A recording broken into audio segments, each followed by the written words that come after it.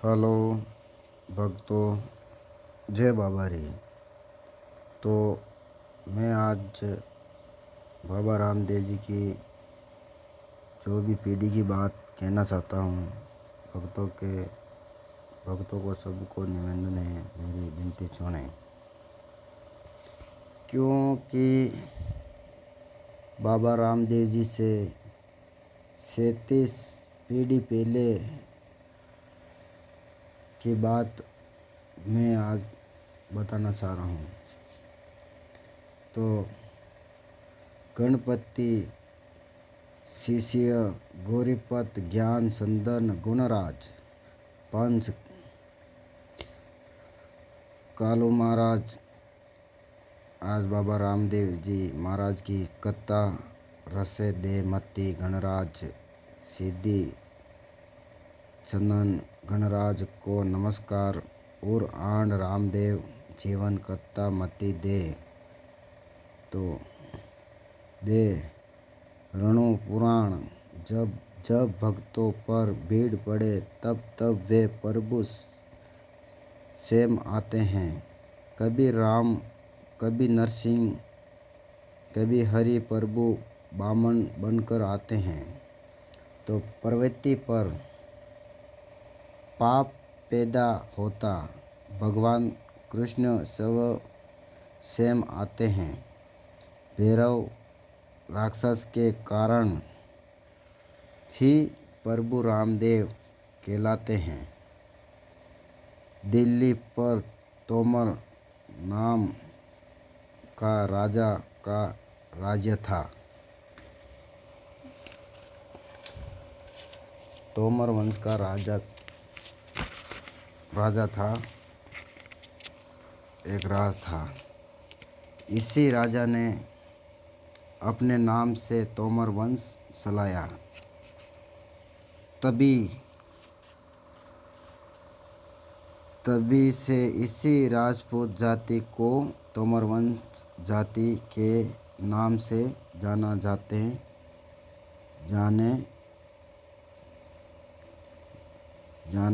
जाने लगा।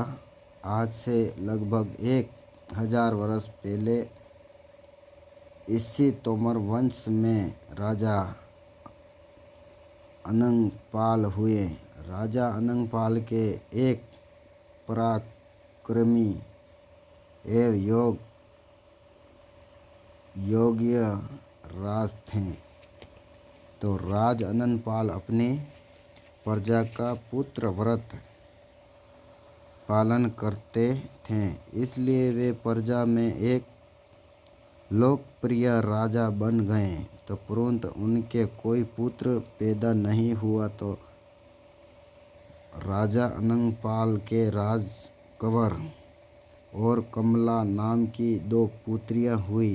राजकंवर का विवाह कनौज के राजा जहेश सिंह के साथ चमत्कार बताए तथा अंत में आपने वहीं जीवित समाधि ले ली। तो गुरुदेव समझ के चले जाने पर खिमण जी बिशुल नामक धूनी पर रह रहे थे।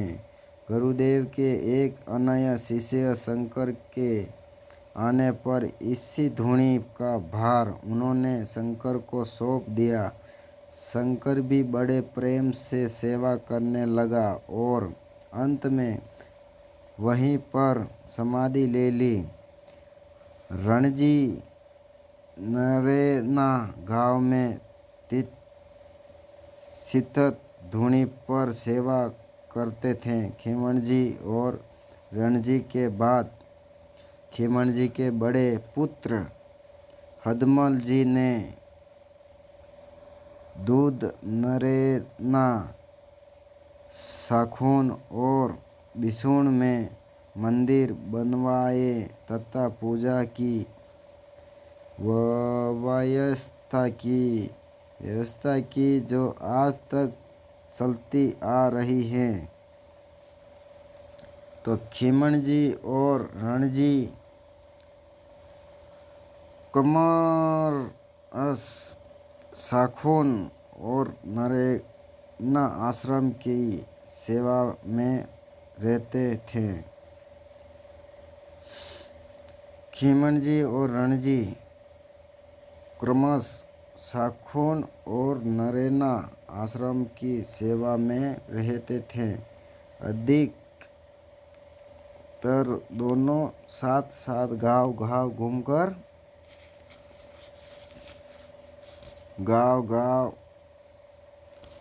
घूमकर भजन कीर्तन के द्वारा लोगों में भक्ति के भाव भरते थे। दलित पीड़ित शूद्र वर्ग जो आशीषित था उनमें भक्ति के संस्कार भरने हेतु सत्संग में कलश स्थापना, पूजन, ज्योति दर्शन का विधान बनाकर गुरुदेव की शरण वंदना करवाते और लोक कल्याण मार्ग का उपदेश देते तथा वीणा पर भजन गाते।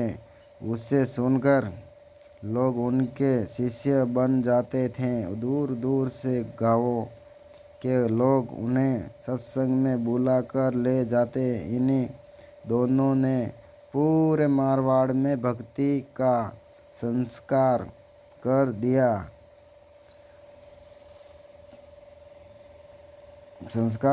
पूरे मारवाड़ में भक्ति का संस्कार कर दिया।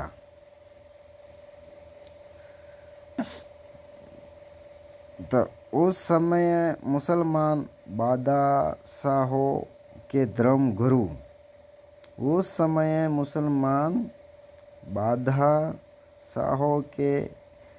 गुरु उलमा होते थे। बादशाह उनके वचनों को कुरान की आयतों के समान मानते थे। इधर मुल्लाओं और काजियों ने उलमाओं को खीमणजी और रणजी के विरुद्ध भड़काने लगे। मौलवियों की बातें सुनकर उलमा बादशाह से खीमणजी और रणजी की शिकायत कर देते थे। अजमेर के पीर ने भी बादशाह को खीमण और रणजी के विरुद्ध भड़काया कि वह दोनों पीर बनकर जनता को धोखा दे रहे हैं। इससे इस्लाम धर्म के प्रसार में अड़चन आ रही है। इस पर खीमणजी और रणजी दोनों को बादशाह के दूत पकड़कर दरबार में ले गए। तो उनके सवाल जवाब से बादशाह बहुत प्रभावित हुआ। अंत में खीमणजी व रणजी से सिद्ध दर्शन मांगा गया। तो खीमणजी बोला, बादशाह आलम, आपके पीर कत्ती शाह अपनी सिद्धि बताए तो हम भी अपनी सिद्धि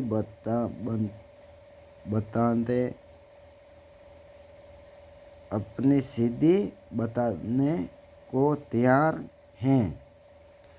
तो यह सुनकर पीर कत्ती शाह घबरा गया। उसका समस्त शरीर पसीने से भर गया तथा स्मरण शक्ति भी जाती रही। बादशाह ने परीक्षा हेतु देश विदेश सबके पीर फकीरी साधु संतों को तथा राजकीय मंत्राणा मुसाहिब तथा देश विदेश के राजाओं को चमत्कार दर्शन के लिए अजमेर में मंजलिस करने की सूचना भिजवा दी गई। उस समय खेमणजी ने अपने गुरुदेव के दिए वचनों को स्मरण करके कहा, बादशाह और स्मरण करके कहा, बादशाह आरे से हमारे शरीर को सिर के ऊपर से आधे आधे सिर दे। हम तीनों के खेमणजी, रणजी और कतीब शाह शरीर से खून की अपेक्षा दूध निकले और शरीर की अस्थियां फूल बन जाएं तो हम जीते, और यदि खून निकले तो वह दंड का भागीदारी बने। यह घोषणा सुनकर कतीब शाह की सारी आशाएं धूल में मिल गई। तो उसने स्वप्न में भी नहीं सोचा था कि ऐसी कसौटी की घड़ी भी आ जाएगी कि परिणामों पर बन आएगी। तो बादशाह ने खेमणजी की बात स्वीकार कर ली। तीनों के शरीरों को आरे से लकड़ी के समान चीरा गया। कतीब शाह के शरीर से रगत की धार बहने लगी तथा रणजी और खेमणजी के शरीर से रगत के स्थान पर दूध की नदी उबला कर बहने लगी। इतना ही नहीं, अपितु उन दोनों के आधे आधे शरीर आकाश मार्ग से शाकुन और नरेना में जाकर गिरे तथा आधे शरीर महकते फूलों में बदल गए। यह देखकर बादशाह को कपी हुई तथा उनको वास्तविक पीरों के पीर मानकर आदर किया, और बाकी दर्शनों को ने भी जय जयकार की।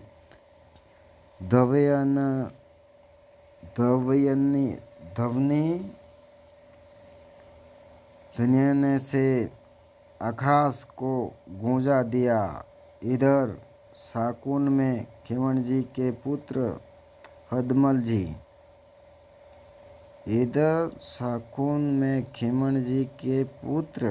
हदमल जी ने अपने पिता की शरीर राधी विराट मूर्ति देखकर क्रोधित रुद्रालाद की गर्जना करते हुए तलवार लेकर बादशाह के दरबार में जाकर ललकार भरी हुंकार दी, जिसको सुनकर बादशाह अभी दो महापुरुषों की सिद्धि चमत्कार देख चुके थे। तुरंत सबने क्षमा याचना द्वारा सारे वृत्तांत को कहा सुनाया, और सातवां न देकर कई बीघे जमीन भेंट में दी तथा खीमण जी की बिसुण में, रणजी की नरेना में क्रमश दोनों भक्तों की समाधियाँ बनवाई गई। इन्हीं पर दूध फूल चढ़ाए की आज भी प्रथा प्रचलित है। तो आज भी समाधि पर दूध फूल चढ़ाए की आज भी प्रथा प्रशासित हैं, तो चढ़ाते हैं आज भी। तो आज भी फूल दूध चढ़ाते हैं। तो इसी प्रकार के त्रिशी समय का दिया हुआ श्राप पूरा हुआ और दोनों हिंदू धर्म की बलि वेदी पर हंसते हंसते वीरता से परिणामों की आहुति देकर हमेशा के लिए अमर तव को प्रपात हो गए। और गणी गणी खमा मारा खीमण जी और रणजी तो इतना शक्तिशाली था, इतना धर्म था, उनका गुरु के वचनों पर रहकर भी अपने शरीर को बलि दी उन्होंने। और तीनों को सिरवा कर उनके शरीर का सिरा था। तो दूधरी धारा वे नंदी वेगी दूध निकलो। और जो हामे शस्त्री था उनका भी सिरा उसका जगह रगत निकले थे, उनका शरीर का दोनों का फूल बने थे, इसलिए समाधि पे फूल और दूध चढ़ाए जाते हैं। तो आज का समाचार, आज की कथा यहीं पूर्ण कर रहे हैं। इसकी अगली खबर तो हम सुनाएंगे। तो अभी यहाँ से लोग लग रहे हैं, तो अगली कथा भी मैं आप भक्तों को सबको सुनाऊंगा। तो अगली कथा तो हम सुनाएंगे अजमल जी का मैनादेव के साथ विवाह। तो आज का यहीं समाप्त करते हैं। जय बाबा री।